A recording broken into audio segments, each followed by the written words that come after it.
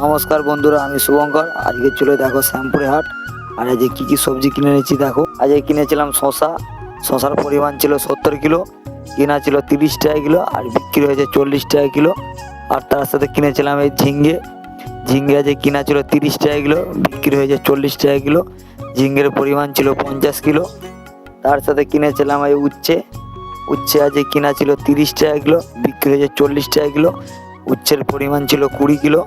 আর এই উচ্ছে খেতে কার কার ভালো লাগে একটু কমেন্ট করে জানাবেন। তার সাথে কিনেছিলাম দেশি পটল। পটল আজকে কিনা ছিল 50 টাকা কিলো, বিক্রি হয়েছে 60 টাকা কিলো। পটলের পরিমাণ ছিল 40 কিলো। আর বন্ধুরা, আমার ভিডিও যদি ভালো লাগে তাহলে কিন্তু লাইক করতে ভুলবেন না। আর দেখো, তার সাথে কিনেছিলাম দেশি ভেন্ডি।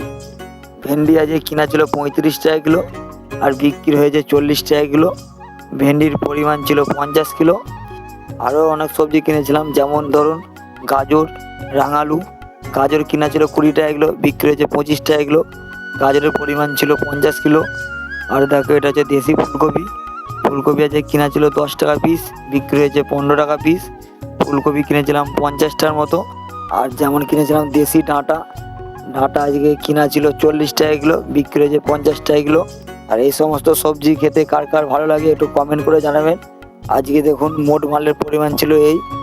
তার সাথে ছিল কাঁচা আম। কাঁচা আম আজকে কিনা ছিল 80 টাকা কিলো, বিক্রি হয়েছে 100 টাকা কিলো। কাঁচা আমের পরিমাণ ছিল 5 কিলো।